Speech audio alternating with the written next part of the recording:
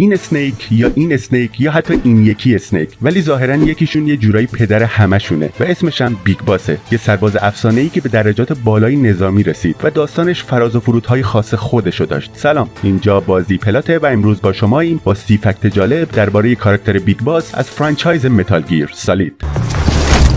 Commencing virtuous mission now. بیگ باس با نام‌های مختلفی شناخته میشه، از جمله ویک باس، سالادین یا صلاح الدین، اسماعیل یا اشمایل، نیکد اسنیک، جک، جام و خیلی اسمای دیگه.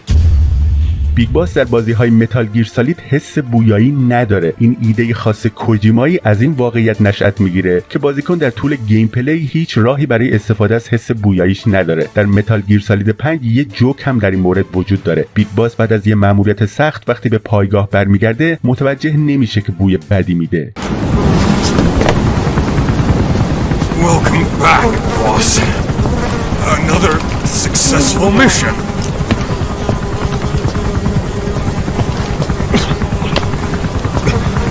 Great to see you safe, boss.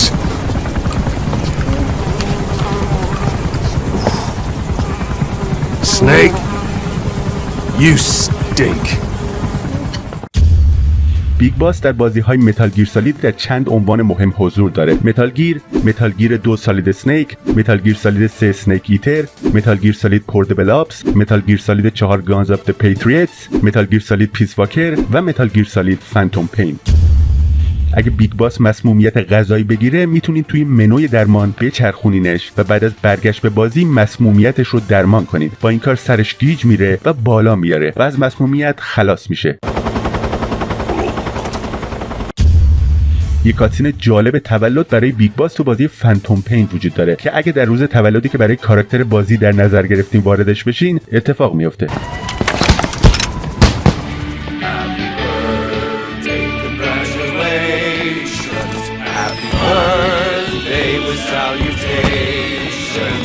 Happy birthday, may your sky stay blue.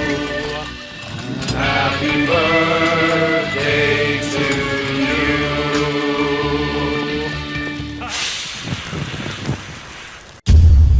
یه مدت سر اسم واقعی بیگ باس اختلاف نظر وجود داشت. توی متال گیر سالید 3 اسمش جک اعلام میشه، ولی بعدتر آسلات میگه اسمش جانه. توی دیتابیس متال گیر سالید 4 هم اسمش جان ذکر شده.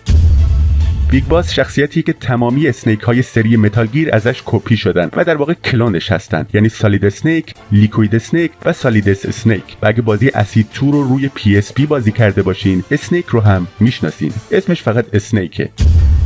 یکی دیگه از شخصیت‌های برجسته‌ای که بیگ باس به شدت تحت تاثیر اون طراحی شده سنیک پلسکنه، شخصیتی که کرت راسل نقشش رو در فیلم فرار از نیویورک بازی میکنه. بیگ باس متولد 1935. اون در دهه 50 میلادی و زمانی که به شاگرد باس تبدیل و در جنگ کره شرکت کرد به طور رسمی به عرصه نظامی پا گذاشت. بعدتر رابطه نزدیکتری با باس پیدا کرد. اونا با هم CQC یا همون نبرد تن به تن در مسافت کم رو توسعه دادن. CQC یه سبک منحصر به فرد از نبرد تن به تن نظامی بود و به شما این امکان رو میداد که به دشمن حمله کنین، اونو گیج یا خلسلاش کنین. حدود سال 1995 اون با یک کلاه سبز به نام دیوید آشنا شد و چون فهمید که دیوید یکی از کلون‌ها یا پسراشه تصمیم گرفت CQC و سایر تکنیک‌های رزمی رو بهش آموزش بده. دیوید بعداً به سالید اسنیک معروف شد. وقتی بیگ باس با ایلای که بعدها به لیکوید اسنیک معروف شد روبرو شد هیچ احساسی نسبت بهش نداشت. این موضوع میتونه به دیدگاه منفی لیکوید نسبت به بیگ باس دامن زده باشه، چرا که میدونیم تو بازی متال گیر سالید پلی استیشن 1 لیکوید زیاد ازش خوشش نمیاد.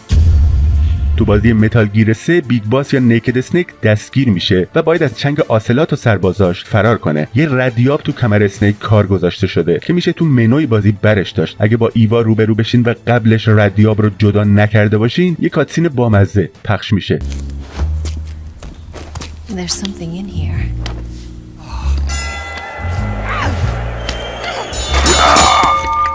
There, a transmitter. بیگ باس زمانی که در نزدیکی محل انفجار اولین بمب هیدروژنی جزیره مرجانی بیکینی بود در معرض تشعشع قرار گرفت. برخلاف دوستاش که به نوعی به سرطان مبتلا شدند، تنها عارضه جانبی برای بیگ باس ناباروری بود.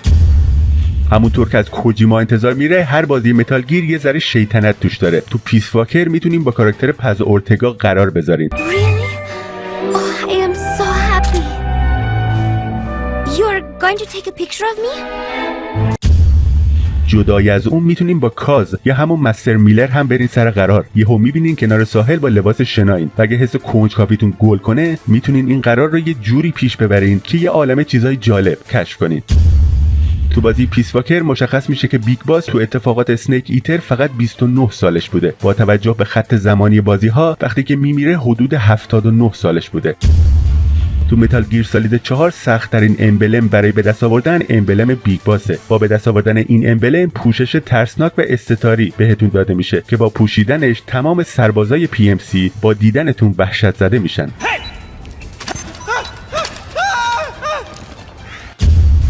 دیوید هیتر صدا پیشه معروف اسنیک که همه اسنیک رو با اون میشناسن برای نقش بیگ باس حسابی تلاش کرد، اما به خاطر یه سری از اتفاقات تو بازی متال گیر سالید 5 جای خودش رو به کس دیگه ای داد. مهمترین دلیلش این بود که کوجیما سالها بود که دنبال یه جایگزین برای هیتر در نقش اسنیک میگشت و بالاخره تونست با کیفر سادرلند این کار انجام بده. این اتفاق خیلی برای دیوید هیتر و طرفدارای این سری خوشایند نبود.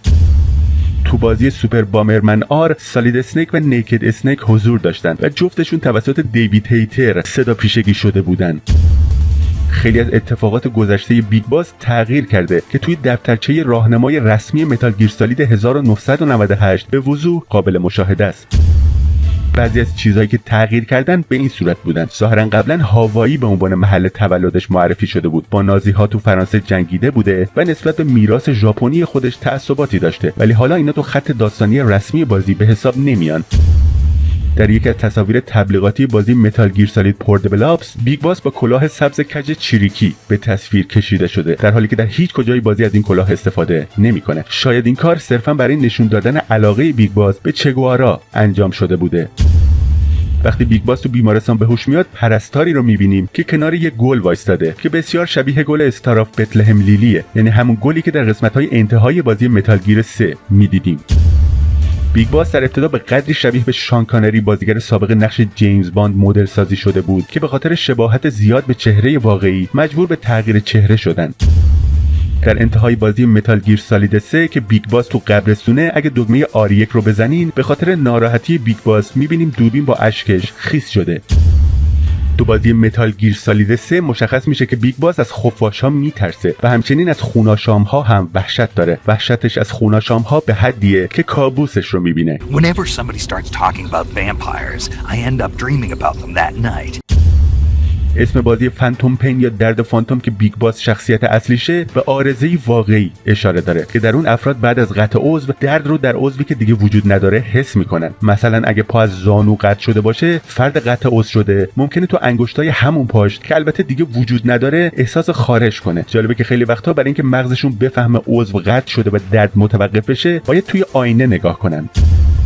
برخلاف تصور توی متال گیر سالید 4 جسد داخل کیسه بیگ باس نیست، بلکه سالیدس یکی از کلون‌های بیگ باسه. اما بیگ باس تو متال گیر 2 یه همچین وضعیتی داشت و توسط سالید اسنیک به شدت مجروح شده بود و تقریبا مرده بود. دلیل اینکه بیگ باس دوباره به حالت قبلی خودش برگشت اینه که ایوا از اعضای بدن لیکوید و سالیدس برای بازسازی بدنش استفاده کرد و یه بدن جدید بهش داد.